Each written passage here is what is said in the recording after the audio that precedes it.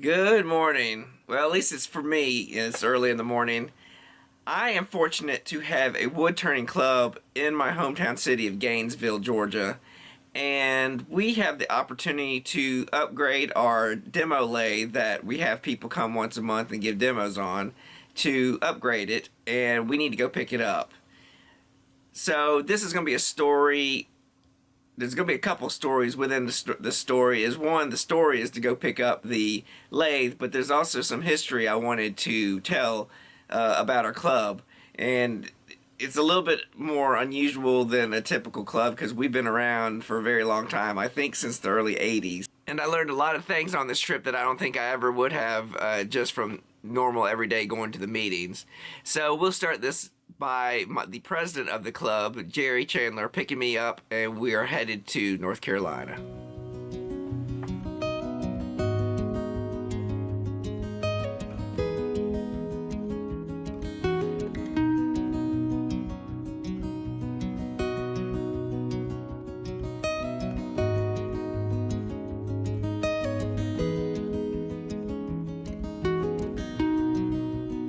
So our adventure this morning takes us to Brasstown, North Carolina.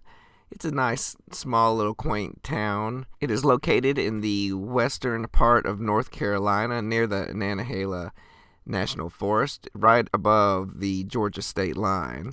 They are decorated for the Christmas holidays, and in the downtown area they have quite a few little shops. And right there at the crossroads, as you can see coming up, is a gas station. And that gas station is called Clay's Corner. And it has a very significant part of the city. If you happen to be in town on New Year's Eve, this is where they hold their possum drop. Originally, it was a real live possum in a cage, but due to organizations protesting it, it has changed to a stuffed possum. So as we continue our adventure, we come to the main reason we are here. This is the John C. Campbell Folk School. The reason why we're coming here is because they are a school that teaches a lot of different crafts and arts, such as woodturning, woodworking, blacksmith, bookmaking, pottery, and 2 to 3 dozen other crafts and music type skills. So our interest today is coming to the woodturning building, which is coming up. So the Campbell School upgraded all their lathes in their woodturning building and in their woodworking shop, and we're selling the older lathes. This is a Powermatic 3520B model. This is very similar to the lathe that we already have in our club's meeting place, but it is not as nearly as used as ours. Ours is getting a little bit of age on it. This is 35 inches, so you can do about 31-inch spindle work between the centers, and it has a 20-inch swing, so you can do about a 20-inch diameter bowl on it.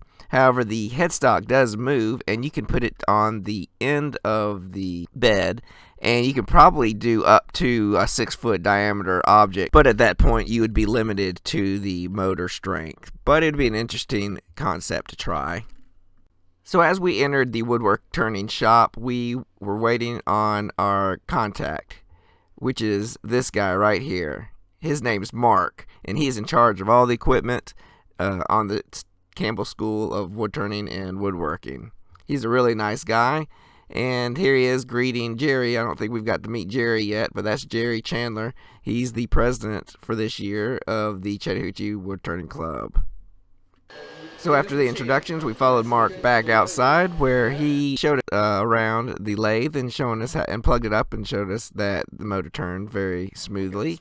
And here we had to do the disassembly to get this thing on the truck.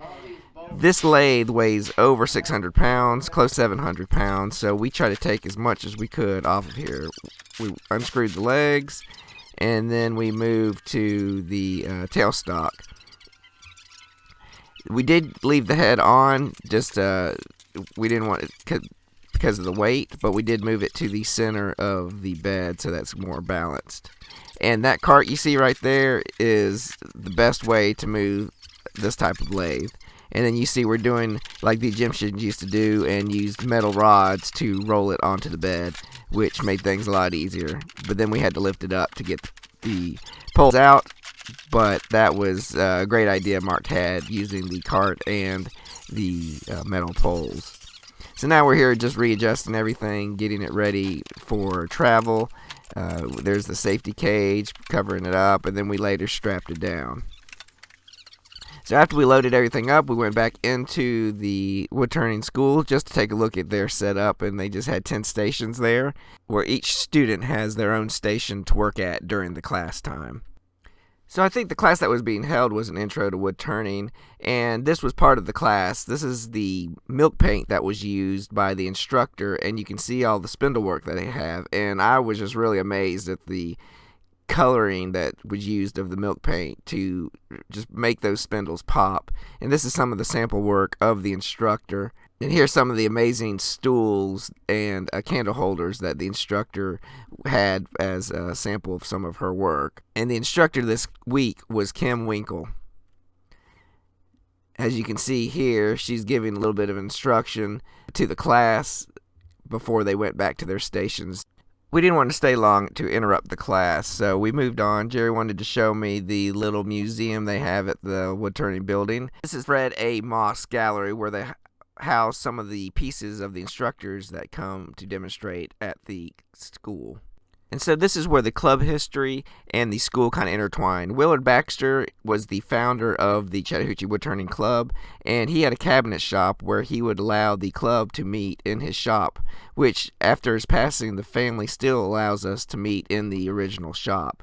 But he was also a resident artist at the Campbell School. Here is a memorial of some of the artists, but also this tree was showing the donors to the building campaign of this woodturning school. And the Chattahoochee Woodturners, as you can see, was one of the contributors. Just showing some more of the pieces that are being housed in the museum. And here's just a plaque of, again, showing the history of Nick Cook, Willard Baxter, and Dale Nash, some incredible woodturners in the history that they have with the school. So after looking in the museum, we hopped back into the truck, and we decided to take a self-guided tour of all the buildings on the location. I was surprised at how many different schools there were, and each school had their own little building. Right here, we're coming up to the blacksmith shop, which we didn't get to go inside of, but was the outside was very well taken care of and very aesthetically pleasing to the area and how well they kept it up.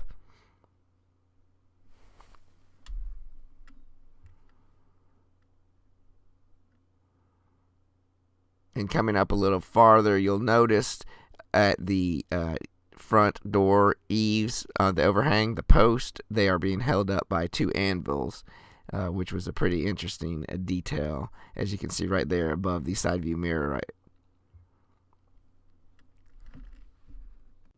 So after the blacksmith shop, we went to the woodworking shop, and this is where they do other type of woodworking that's not related to wood turning, although they do have some lathes in there, and that's actually where our lathe came from, is when they upgraded the ones that are in the woodworking shop. We got the lathe out of there.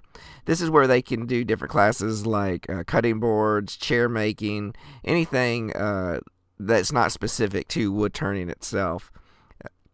And you can see we're on the front porch, and they've got some outside workbenches and some spoke shave horses. And now we'll just head on inside.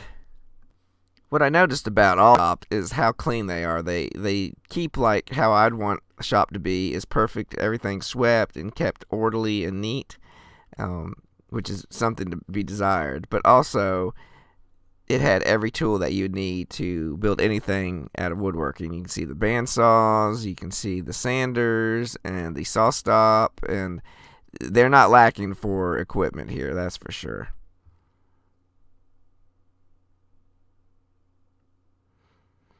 In the back corner, you can see there's some of the old Powermatic lathes, and I think those are the new ones, and that's where our lathe was housed before.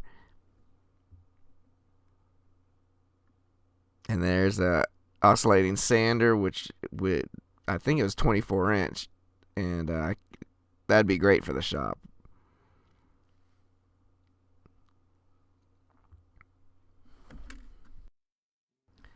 So I took some quick video of this workbench they had. It was very interesting. It's all made out of 2x4s, but you can see the legs are laminated together and then have through tenons to help strengthen the base. And I thought it was just kind of interesting how they laid that together. And then the top is made up of 2x4s standing on end. So it's a pretty simple design, but pretty neat also. Now here on the other side of the woodworking shop, this is where they were having a class that day, and this is student stations, and they are building cutting boards. So right behind the woodworking station is where they keep all their hand tools. They've got the planes, then coming around they had some sandpaper stations and tinning cutters. Right there is what I'm pointing to. And then there are chisels, hammers, mallets, anything you would need. There's some spoke shaves, hand saws. And so that's some of the turn of the century tools. And then you look at the floor and you got some Festool vacs. And those are probably sanders in the box too. I didn't look in there. But it's pretty amazing that they have some new and old tools. So after touring the Campbell school, we headed back into the truck and headed back to Georgia with the lathe, fully loaded down in the bed.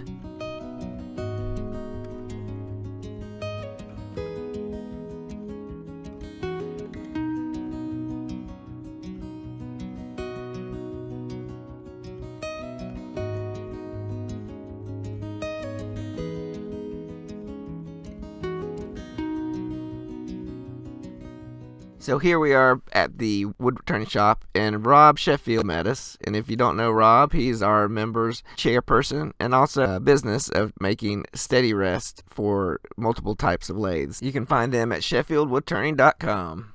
Got everything unstrapped and got our cart that we had to borrow, brought everything back inside. So the first order of business was taking the protective shield off the old lathe and move it to the corner. We were going to use a engine hoist, but we decided the cart was the better use of moving it. So here we are moving it to the corner, and we're not sure what we're going to do with it next, but definitely it's still a good unit. Now we pulled the new unit out from the truck. It's kind of a reverse order what we did taking it apart. We're putting the legs back on, slowly lowering it down, and the biggest thing was lining the bolt holes up to get the bolts to tighten the legs to the bed.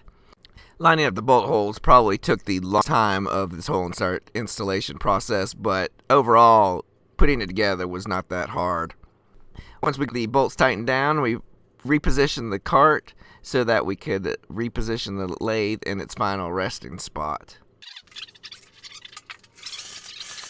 And now we are just doing the final touches. We're moving the headstock into position, and we're going to lower the motor to tighten the belt and get it going. Now the plug for the lathe was a little short for where our outlet was, so we will have to extend that wire later, but we just wanted to get into place and have it ready to go.